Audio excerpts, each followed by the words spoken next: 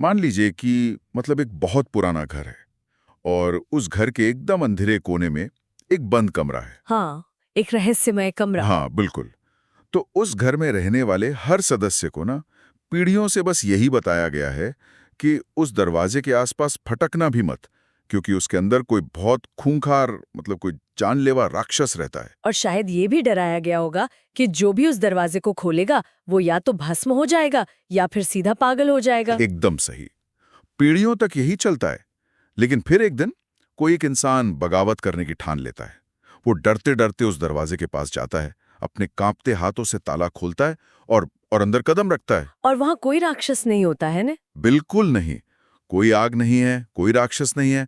वहां सिर्फ दीवार पर एक बहुत बड़ा, एकदम साफ आईना रखा है। मतलब वो कमरा खतरनाक था ही नहीं। वो सिर्फ इंसान को उसकी असलियत दिखाता था। हाँ, उसकी खुद की पहचान से मिलाता था।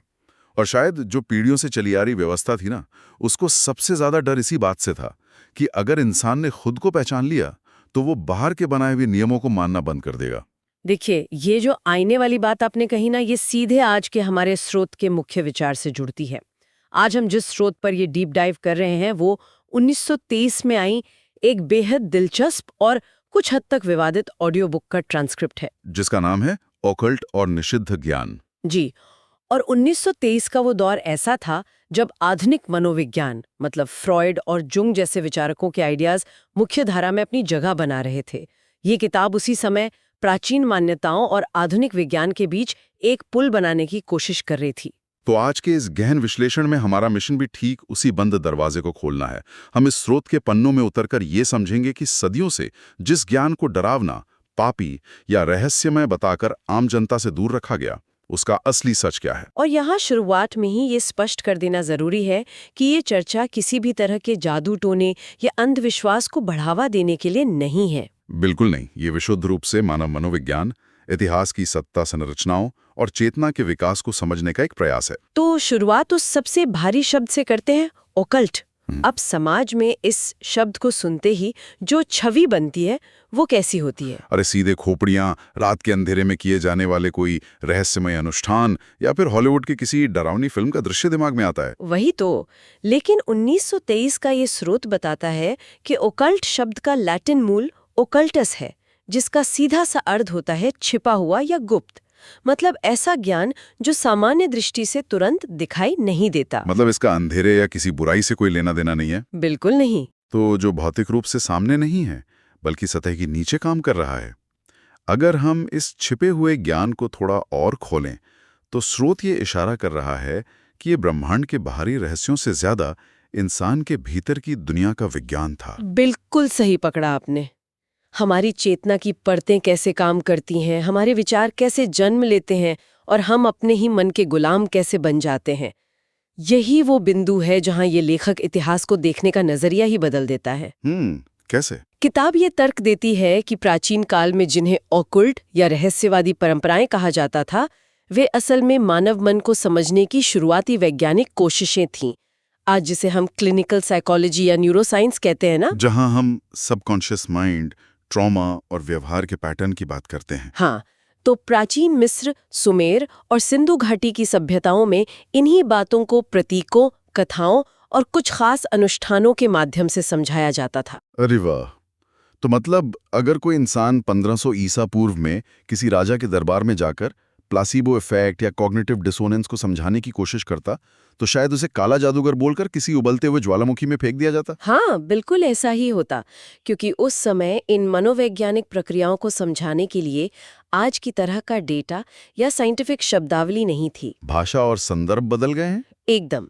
जब किसी प्राचीन साधक ने कहा कि तुम्हारे भीतर एक सोया हुआ सांप है जिसे जगाना है, तो वो किसी असली सांप की बात थोड़ी कर रहा था। वो रीढ़ की हड्डी के माध्यम से नर्वस सिस्टम और चेतना के फ्लो की बात कर रहा था। लेकिन जब लोगों ने इसे शाब्दिक रूप में ले लिया, मतलब लिटरली ले लिया, तो इसने डर पैदा कर दिया। और यहीं से अर्थ का अनर्थ शुरू हुआ। तो यहाँ से एक दूसरा बड़ा सवाल पैदा होता है, जो इस स्रोत का एकदम केंद्रीय हिस्सा है। अगर ये सारा ज्ञान सिर्फ मन को समझने, चेतना को जगाने और खुद को बेहतर बनाने के बारे में था, तो इसे निषिद्ध ज्ञान या फॉरबिडन नॉलेज क्यों कहा जाने लगा? बहुत अच्छा सवाल है। मतलब किसी भी समाज या सत्ता को इस बात से क्या आपत्ति हो सकती है कि इंसान अपने मन को समझ रहा है? देखिए, इसके पीछे का तंत्रिका विज्ञान और सत्ता का जो मनोविज्ञान है ना, वो बहुत दिलचस्प है। स्रोत स्पष्ट करता है कि कोई भी व्यवस्था, चाहे वो कोई प्राचीन साम्राज्य हो, धार्मिक संस्था हो या कोई भी सत्ता संरचना, हमेशा नियंत्रण चाहती है। स्टेबिलिटी या स्थिरता चाहती है। बिल्कुल। और बड़े स्तर पर कंट्रोल बनाए रखने के लिए समाज को एक ही साँचे में ढालना होता है। सब एक जैसा सोचें। लेकिन जब कोई व्यक्ति अपने भीतर के डर को समझ लेता है, अपने सबकॉन्शियस को डिकोड कर लेता है, तो उसके भीतर से वो अंधी आज्ञाकारिता खत्म हो जाती है। वो बाहरी आदेशों पर सवाल उठाना शुरू कर देता है। और सवाल उठाना किसी भी स्थापित व्यवस्था के लिए सबसे बड़ा खतरा होता है। जब आप अपने फैसलों के प्रति जागरूक हो जाते हैं, तो आपको डराना आसान नहीं रहता। तो इसीलिए इतिहास में हर उस ज्ञान को जो मनुष्य को मानसिक रूप से आजाद बनाता था, उसे पाप या निषिद्ध घोषित कर दिया गया। बिल्कुल, आप गैलीलियो का ही उदाहरण ले लीजिए। जब उन्होंने कहा कि पृथ्वी सूर्य के चक्कर लगाती है, तो वो केवल खगोल विज्ञान नहीं था। वो मानव केंद्रित ब्रह्मांड की पूरी धारणा पर एक बहुत बड़ा हमला था। हाँ, और सत्ता जानती है कि डर से बेहतर कोई हथियार नहीं है। वही तो, अगर किसी चीज पर सिर्फ बैन लगाया जाए तो लोगों में उसे जानने की उत्सुकता और बढ़ती है। लेकिन अगर उस चीज के साथ खौफ जोड़ दिया जाए, मतलब ये कह दिया जाए कि इस किताब को पढ़ने से या इस विचार को सोचने से तुम्हारी आत्मा नष्ट हो जाएगी, तो इंसान का अपना ही दिमाग उसके खिलाफ काम करने लगता है। एकदम सही। एमिगडाला एक्टिवेट हो जाता है। डर हमारे दिमाग के लॉजिक वाले हिस्से को पूरी तरह से स्विच ऑफ कर देता है। और इस प्रक्रिया को स्रोत बहुत गहराई से समझाता है। देखिए, डर एक विकासवादी प्रतिक्रिया है, एक सर्वाइवल इंस्टिंक्ट है। जब सत्ता ने खुद को समझने के ज्ञान को शैतानी या खतरनाक बताकर प्रचारित किया, तो उन्होंने इंसान के उसी सर्वाइवल इंस्टिंक्ट को ट्रिगर कर दिया। लोग सुरक्षित रहने के लिए अज्ञानता को चुनने लगे। हाँ, उन्होंने भीतर झांकना ही बंद कर दिया। सिर्फ बाहरी कर्मकांडों और नियमों का पालन करने लगे, क्योंकि उसमें उन्हें एक झूठी सुरक्षा की भावना मिलती थी। लेकिन एक सेकंड, अगर सत्ता इतने बड़े स्तर पर इस मनोवैज्ञानिक ज्ञान को नष्ट कर रही थी, किताबें जला रही थी, इसे निषिद्ध कर रही थी, तो ये ज्ञान पूरी तरह से मिट क्यों नहीं गया? यह हजारों साल का सफर तय करके 1923 तक या आज के दौर तक कैसे पहुंचा? इस प्रश्न का उत्तर एक ही शब्द में है, प्रतीक। मतलब सिंबल्स की भाषा। प्रतीक? हाँ, प्राचीन सभ्यताओं के रहस्यदर्शियों ने ये बहुत पहले ही भांप लिया था कि शब्दों को नष्ट किया जा सकता है, किताबों को जलाया जा सकता है, और भाषाओं का अर्थ भी तो समय के साथ बदल जाता है ना। हाँ, भाषा तो इवॉल्व होती रहती है। लेकिन जो ज्यामितीय आकार होते हैं, प्राकृतिक चित्र और प्रतीक होते हैं, वो अपनी मूल संरचना कभी नहीं खोते। यहाँ पर मैं स्रोत के एक खास हिस्से को सामने रखना चाहूंगा, जहाँ लेखक बताता है कि प्रतीक असल में काम कैसे करते हैं। उसका कहना है कि शब्द और भाषा हमारे मस्तिष्क के तार्किक हिस्से में जाते हैं, जहां हम उनका विश्लेषण करते हैं। लेकिन एक प्रतीक सीधे हमारी भावनाओं और सबकॉन्शियस माइंड से बात करता है। वो लॉजिक को पूरी तरह से बाईपास कर देता है। बिल्कुल। मस्तिष्क की संरचना ही कुछ इस तरह काम करती है। इंसान का दिमाग पैटर्न और छवियों को भाषा से लाखों गुना तेजी से प्रोसेस करता है। जब आप एक विशिष्ट प्रतीक देखते हैं, तो वो आपके भीतर एक सोई हुई भावना को तुरंत जागृत कर देता है। जैसे प्राचीन मिस्र में होरस की आंख का प्रतीक। एकदम सही उदाहरण। वो कोई सर्वेलेंस कैमरा या डरावना नजरिया नहीं था। वो हर पल जागरूक रहने, अपने ही विचारों को देखने की क्षमता का प्रतीक था।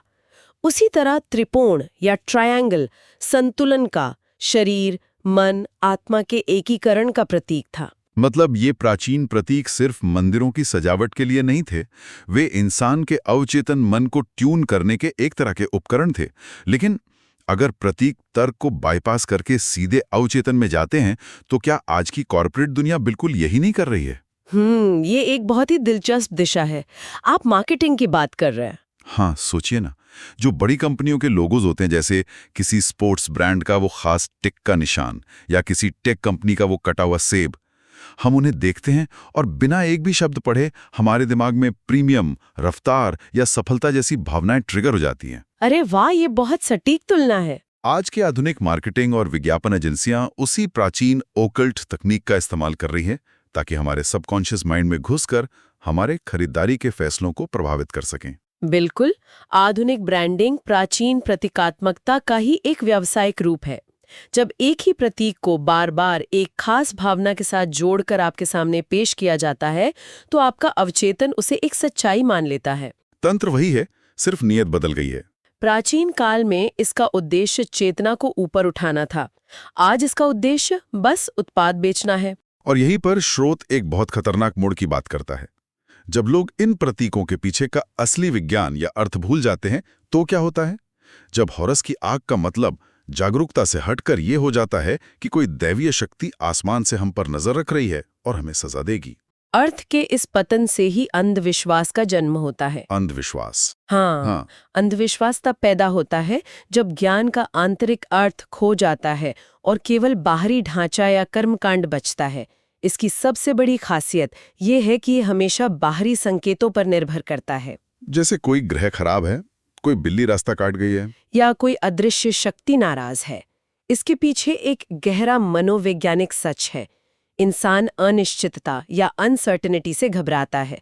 जब उसे किसी घटना का कारण समझ नहीं आता तो उसका दिमाग उस खालीपन को भरने के लिए कोई भी मनगढ़ंत कारण बना लेता है। और अंधविश्वास सवालों से नफरत करता है। वो ये मांग करता है कि बिना समझे बस मान लिया जाए।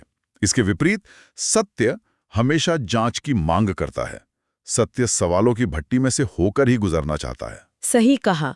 अंधविश्वास व्यक्ति को शक्तिहीन बनाता है, जबकि सत्य की खोज व्यक्ति को जिम्मेदारी देती है। और सच पूछिए तो जिम्मेदारी हर इंसान उठाना नहीं चाहता। अच्छा, एक सेकंड, इस जिम्मेदारी वाले पहलू पर मुझे इस 1923 की किताब के एक विचार पर कड़ी आपत्ति है। कैसी आपत्ति? मतलब स्रोत में यह बात बार बार कही गई है कि प्राचीन काल में गुरुओं ने इस गहरे मनोवैज्ञानिक ज्ञान को आम जनता से छिपा कर रखा, क्योंकि हर इंसान ज्ञान के योग्य नहीं होता। आज के इंटरनेट और सूचना क्रांति के युग में जहां हम कहते हैं कि जानकारी मुफ्त होनी चाहिए, ये विचार बहुत ही तानाशाही और भेदभावपूर्ण लगता है। एलिटिस्ट लगता है ना? हाँ, बिल्कुल। क्या प्राचीन काल के इन तथाकथित जानकारों ने आम इंसान को बेवकूफ समझकर बस सत्ता और शक्ति अपने हाथ में रखने के लिए ये निषिद्ध की दीवार नहीं खड़ी की थी? ज्ञान पर पहरा लगाना तो सीधे सीधे तानाशाही है। देखिए, आज के लोकतांत्रिक नजरिए से ये बिल्कुल तानाशाही लग सकता है।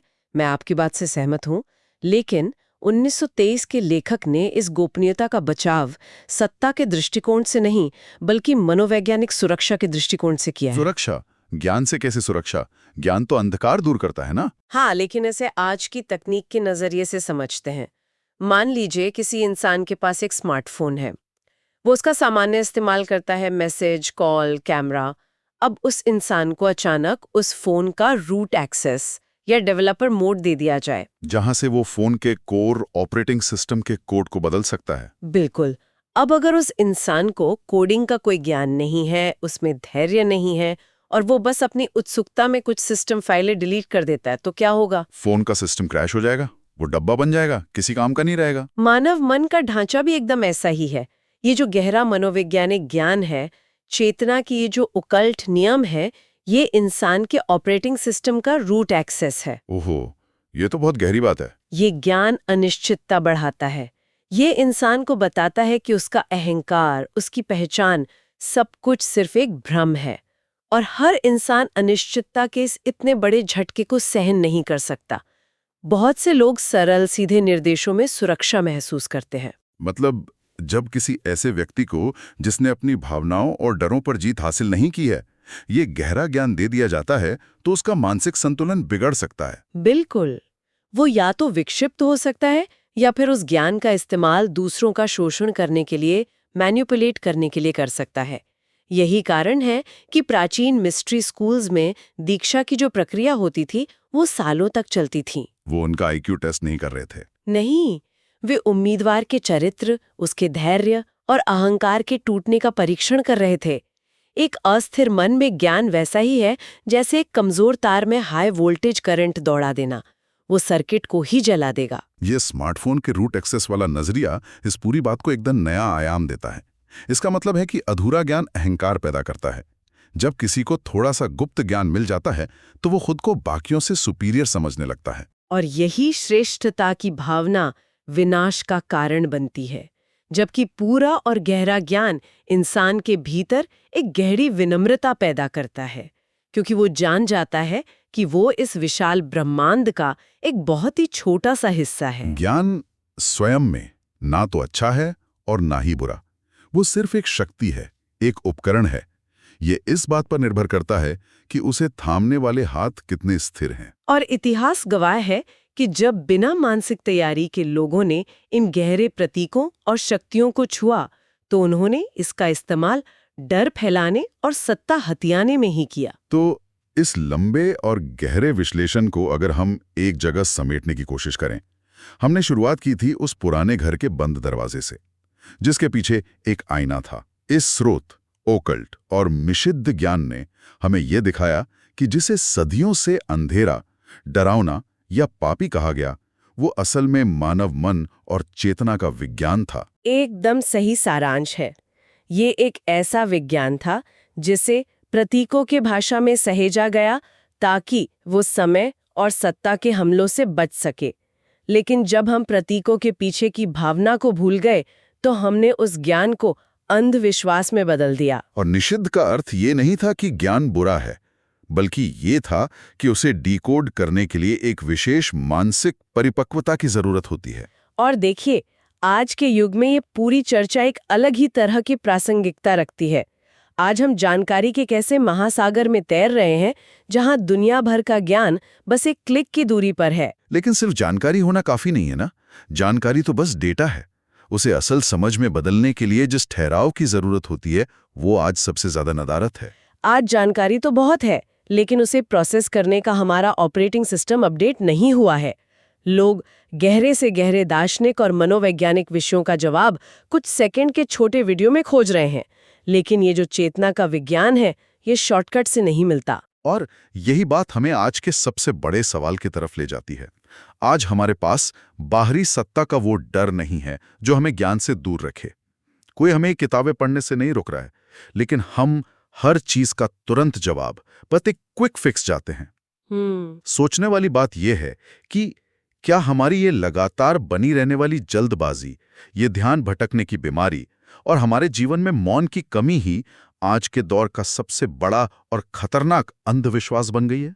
ये बहुत ही गहरा सवाल है। क्या बाहरी व्यवस्था के बजाय अब हम खुद ही अपने उतावलेपन की वजह से उस गहरे आत्मज्ञान को अपने लिए निषिद्ध कर रहे हैं, जो केवल धैर्य, समय और एकांत की मांग करता है? उस बंद कमरे का दरवाजा आज भी खुला है और वो आईना आज भी वहां मौजूद है। सवाल सिर्फ ये है कि क्या हम बिना डरे और बिना जल्दी किए खुद को उसमें देखने का साहस जुटा सकते हैं? सोचने वाली बात है। आज के इस गहन विश्लेषण में बस इतना ही। इस विचार को अपने साथ रखिएगा।